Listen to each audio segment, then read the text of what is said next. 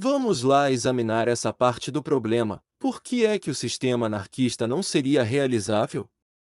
Nós partimos, todos os avançados, do princípio, não só de que o atual sistema é injusto, mas de que há vantagem, porque há injustiça, em substituí-lo por outro mais justo.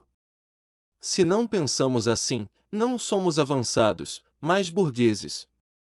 Ora, de onde vem este critério de justiça? Do que é natural e verdadeiro, em oposição às ficções sociais e às mentiras da convenção. Ora, o que é natural é o que é inteiramente natural, não é metade, ou um quarto, ou um oitavo de natural. Muito bem. Ora, de duas coisas, uma, ou o natural é realizável socialmente ou não é, em outras palavras, ou a sociedade pode ser natural, ou a sociedade é essencialmente ficção e não pode ser natural de maneira nenhuma.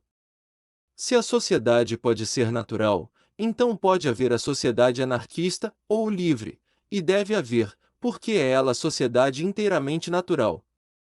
Se a sociedade não pode ser natural, se, por qualquer razão que não importa, tem por força que ser ficção, então do mal o menos, façamo-la, dentro desse ficção inevitável, o mais natural possível. Qual é a ficção mais natural?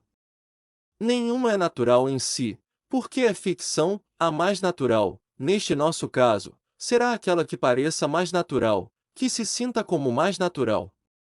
É aquela que estamos habituados. Vê, compreende, o que é natural é o que é do instinto, e o que não sendo instinto, se parece em tudo com o instinto é o hábito.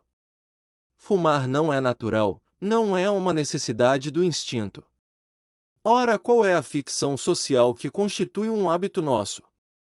É o atual sistema, o sistema burguês. Temos, pois, em boa lógica, que ou achamos a sociedade natural, e seremos defensores do anarquismo, ou não a julgamos possível, e seremos defensores do regime burguês. Não há hipótese intermédia. Percebeu, sim, senhor, isso é concludente. Ainda não é bem concludente. Ainda há uma outra objeção, do meu gênero, a liquidar. Pode concordar-se que o sistema anarquista é realizável, mas pode duvidar-se que ele seja realizável de chofre, isto é, que se possa passar da sociedade burguesa para a sociedade livre sem haver um ou mais estados ou regimes intermédios. Quem fizer essa objeção aceita como boa, e como realizável, a sociedade anarquista, mas palpita-lhe que tem que haver um estado qualquer de transição entre a sociedade burguesa e ela. Ora, muito bem. Suponhamos que assim é. O que é esse estado intermédio? O nosso fim é a sociedade anarquista, ou livre. Esse intermédio só pode ser, portanto, um estado de preparação da humanidade para a sociedade livre. Essa preparação ou é material, ou é simplesmente mental, isto é, ou é uma série de realizações materiais ou sociais que vão adaptando a humanidade à sociedade livre, ou é uma simples propaganda gradualmente crescente e influente, que vai preparando mentalmente a desejá-la ou aceitá-la. Vamos ao primeiro caso, a adaptação gradual e material da humanidade à sociedade livre. É impossível, é mais que impossível, é absurdo. Não há adaptação material senão uma coisa que já há. Nenhum de nós se pode adaptar materialmente ao meio social do século XXIII, mesmo que saiba o que ele será, e não se pode adaptar materialmente porque o século XXIII e o seu meio social não existem materialmente ainda. Assim, chegamos à conclusão que, na passagem da sociedade burguesa para a sociedade livre, a única parte que pode haver de adaptação, de evolução ou de transição é mental, é a gradual adaptação dos espíritos à ideia da sociedade livre. Em todo caso, no campo da adaptação material, ainda há uma hipótese, irra com tanta hipótese, ó filho, o homem lúcido tem que examinar todas as objeções possíveis e de as refutar, antes de se poder dizer seguro da sua doutrina. E, de mais a mais, isto tudo é em resposta a uma pergunta que me fez, está bem. No campo da adaptação material, dizia eu, há em todo caso uma outra hipótese. É a da ditadura revolucionária. Da ditadura revolucionária como? Como eu lhe expliquei, não pode haver adaptação material a uma coisa que não existe, materialmente, ainda.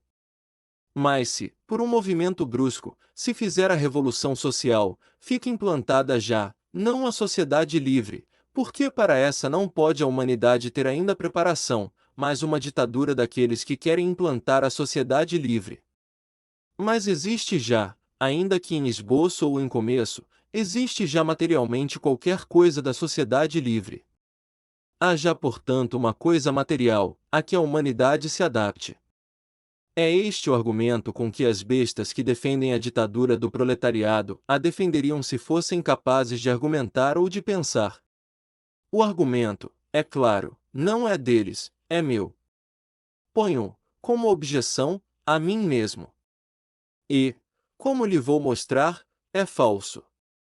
Um regime revolucionário, enquanto existe, e seja qual for o fim a que visa ou a ideia que o conduz, é materialmente só uma coisa, um regime revolucionário. Ora, um regime revolucionário quer dizer uma ditadura de guerra, ou, nas verdadeiras palavras, um regime militar despótico, porque o estado de guerra é imposto à sociedade por uma parte dela, aquela parte que assumiu revolucionariamente o poder. O que é que resulta? Resulta que quem se adaptar a esse regime, como a única coisa que ele é materialmente, imediatamente, é um regime militar despótico, adapta-se a um regime militar despótico. A ideia, que conduziu os revolucionários, o fim, a que visaram, desapareceu por completo da realidade social, que é ocupado exclusivamente pelo fenômeno guerreiro. De modo que o que sai de uma ditadura revolucionária, e tanto mais completamente sairá, quanto mais tempo essa ditadura durar, é uma sociedade guerreira do tipo ditatorial, isto é, um despotismo militar. Nem mesmo podia ser outra coisa. E foi sempre assim.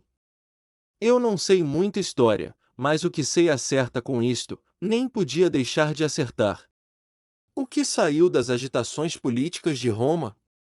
O Império Romano e seu despotismo militar. O que saiu da Revolução Francesa? Napoleão e seu despotismo militar. E verá o que sai da Revolução Russa. Qualquer coisa que vai atrasar dezenas de anos a realização da sociedade livre. Também o que era de se esperar de um povo de analfabetos e de místicos, enfim, isto já está fora de conversa.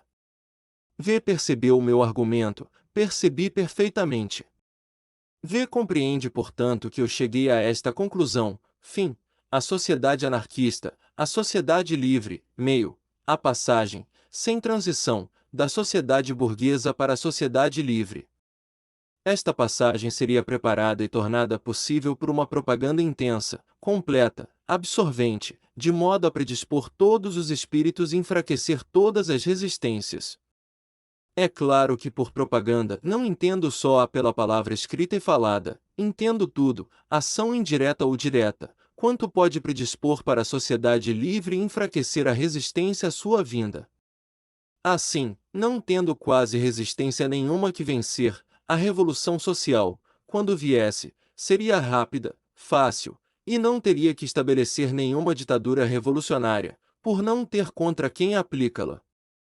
Se isto não pode ser assim, é que o anarquismo é irrealizável, e, se o anarquismo é irrealizável, só é defensável e justa, como já lhe provei, a sociedade burguesa. Ora aí tem ver por que e como eu me tornei anarquista, e por que e como rejeitei, como falsas e antinaturais, as outras doutrinas sociais de menor ousadia e pronto.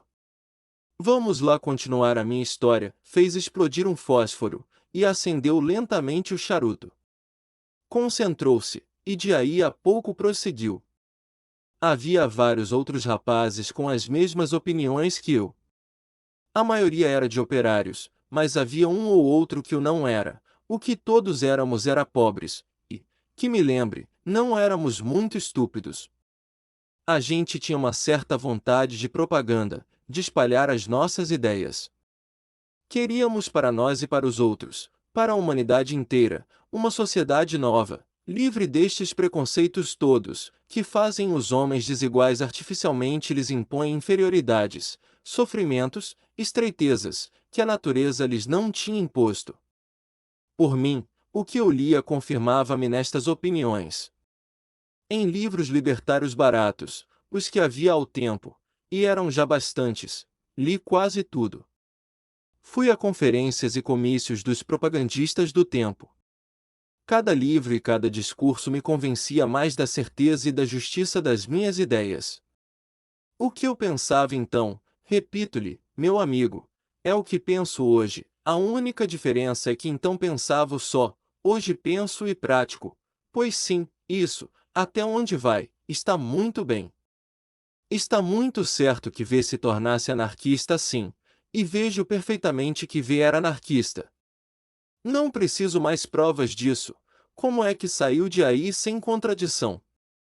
Isto é, mais ou menos já calculo. Não calcula nada. Eu sei o que V quer dizer.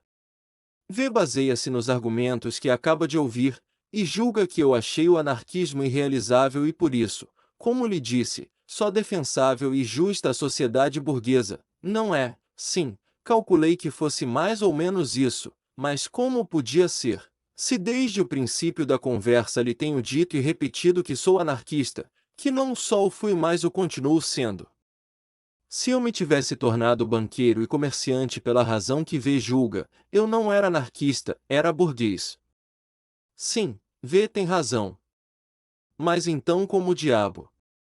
Vá lá, vá dizendo, como lhe disse, fui sempre, mais ou menos lúcido, e também um homem de ação.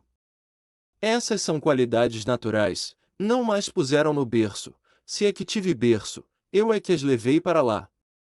Pois bem, sendo anarquista, eu achava insuportável ser anarquista passivamente, só para ir ouvir discursos e falar nisso com os amigos. Não, era preciso fazer qualquer coisa.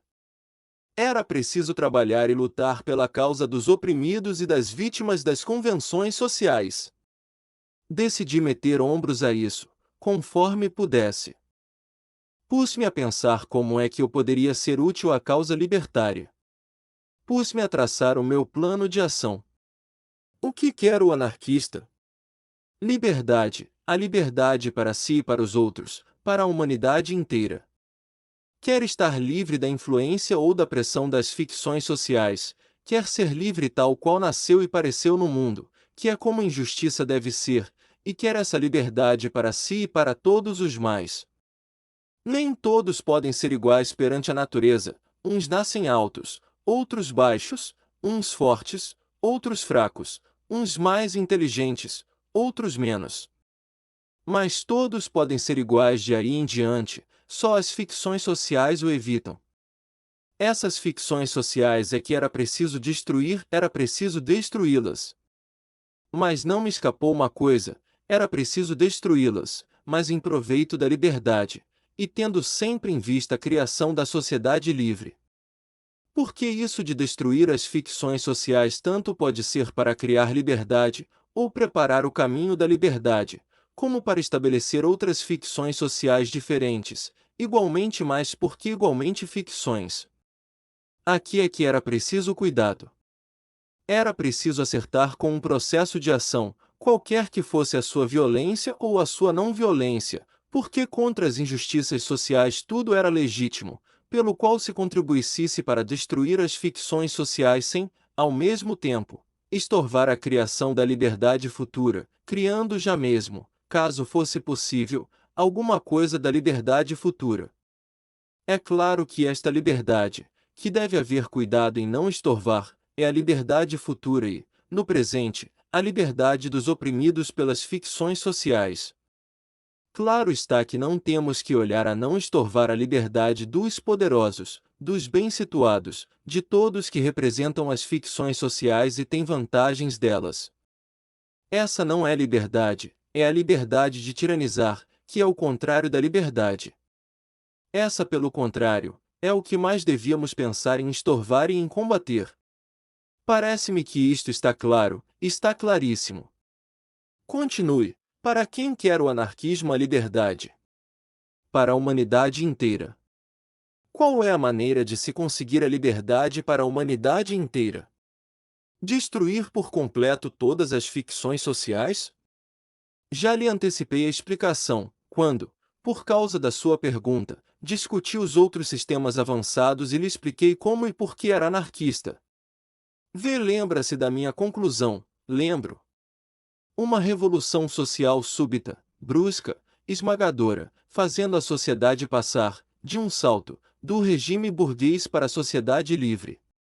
Esta revolução social preparada por um trabalho intenso e contínuo, de ação direta e indireta, tendente a dispor todos os espíritos para a vinda da sociedade livre, e a enfraquecer até ao Estado comatoso todas as resistências da burguesia. Escuso de lhe repetir as razões que levam inevitavelmente a esta conclusão, adentro do anarquismo, já lhe expus e já a percebeu. Sim. Essa revolução seria preferivelmente mundial, simultânea em todos os pontos, ou os pontos importantes, do mundo, ou não sendo assim, partindo rapidamente de uns para outros, mas em todo caso, em cada ponto, isto é, em cada nação, fulminante e completa. Muito bem. O que poderia eu fazer para esse fim?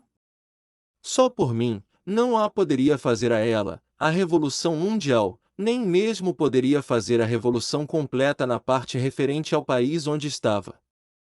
O que podia era trabalhar, na inteira medida do meu esforço, para fazer a preparação para essa revolução.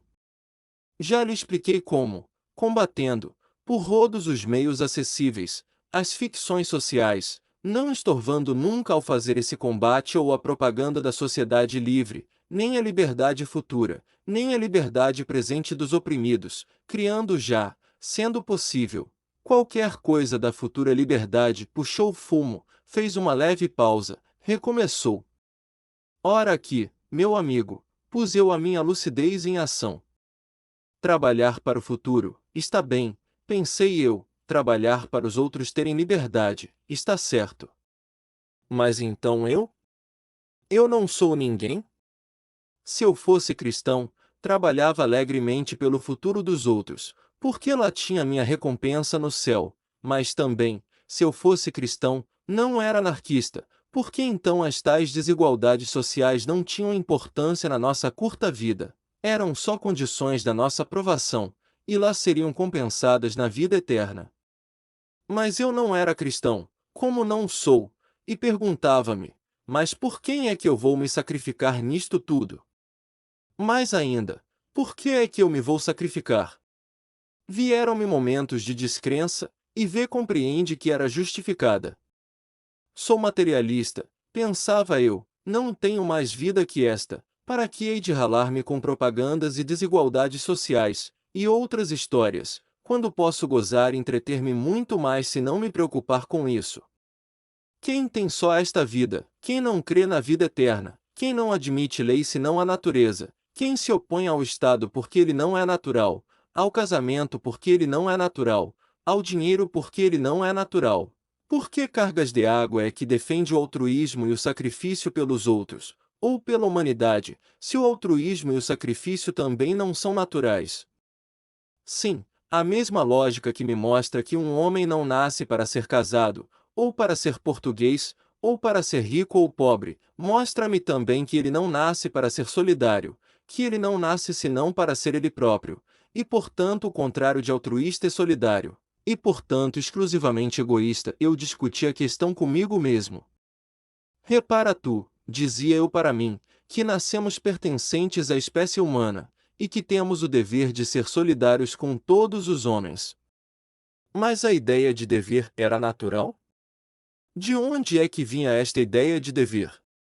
Se esta ideia de dever me obrigava a sacrificar o meu bem-estar, a minha comodidade, o meu instinto de conservação e outros meus instintos naturais, em que divergia a ação dessa ideia da ação de qualquer ficção social, que produz em nós exatamente o mesmo efeito? Esta ideia de dever, isto de solidariedade humana, só podia considerar-se natural se trouxesse consigo uma compensação egoísta, porque então, embora em princípio contrariasse o egoísmo natural, se dava a esse egoísmo uma compensação. Sempre, no fim de contas, o não contrariava. Sacrificar um prazer, simplesmente sacrificá-lo, não é natural. sacrificar um prazer a outro, é que já está dentro da natureza. É, entre duas coisas naturais que se não podem ter ambas, escolher uma, o que está bem. Ora que compensação egoísta, ou natural, podia dar-me a dedicação à causa da sociedade livre e da futura felicidade humana? Só a consciência de dever cumprido, do esforço para um fim bom, e nenhuma destas coisas é uma compensação egoísta, nenhuma destas coisas é um prazer em si, mas um prazer, se o é, nascido de uma ficção social, como pode ser o prazer de ser imensamente rico, ou o prazer de ter nascido em uma boa posição social. Confesso-lhe, meu velho, que me vieram momentos de descrença.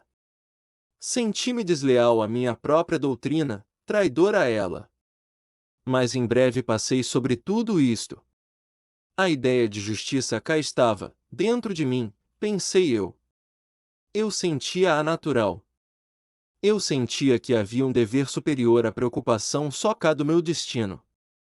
E fui para diante na minha intenção. Não me parece que essa decisão revelasse uma grande lucidez da sua parte. V não resolveu a dificuldade. V foi para diante por um impulso absolutamente sentimental, sem dúvida. Mas o que lhe estou contando agora é a história de como me tornei anarquista, e de como continuei sendo, e continuo. Vou-lhe expondo lealmente as hesitações e as dificuldades que tive, e como as venci. Concordo que, naquele momento, venci a dificuldade lógica com o sentimento, e não com o raciocínio.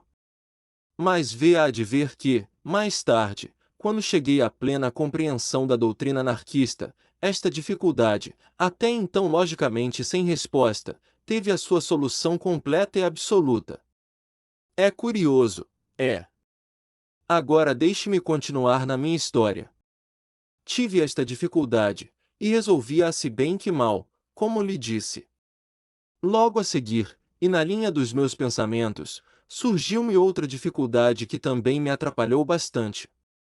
Estava bem, vamos lá, que estivesse disposto a sacrificar-me, sem recompensa nenhuma propriamente pessoal, isto é, sem recompensa nenhuma verdadeiramente natural. Mas suponhamos que a sociedade futura não dava em nada do que eu esperava, que nunca havia sociedade livre, e que diabo é que eu, nesse case, me estava sacrificando? Sacrificar-me a uma ideia sem recompensa pessoal, sem eu ganhar nada com o meu esforço por essa ideia, mas sacrificar-me sem ao menos ter a certeza de que aquilo para que eu trabalhava, existiria um dia, sem que a própria ideia ganhasse com o meu esforço. Isso era um pouco mais forte. Desde já lhe digo que resolvi a dificuldade pelo mesmo processo sentimental porque resolvi a outra, mas advirto também que, do mesmo modo que a outra, resolvi esta pela lógica, automaticamente, quando cheguei ao estado plenamente consciente do meu anarquismo. Depois verá. Na altura do que lhe estou contando, saí-me do apuro com uma ou duas frases ocas. Eu fazia o meu dever para com o futuro que fizesse o seu para comigo. Isto, ou coisa que o valha, expus esta conclusão, ou, antes estas conclusões, aos meus camaradas, e eles concordaram todos comigo, concordaram todos que era preciso ir para frente e fazer tudo pela sociedade livre. É a verdade que um ou outro, dos mais inteligentes, ficaram um pouco abalados com a exposição, não porque não concordassem, mas porque nunca tinham visto as coisas assim claras, nem os bicos que estas coisas têm. Mas enfim, concordaram todos.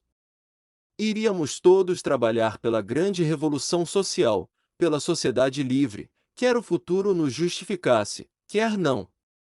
Formamos um grupo, entre gente certa, e começamos uma grande propaganda, grande, é claro, dentro dos limites do que podíamos fazer.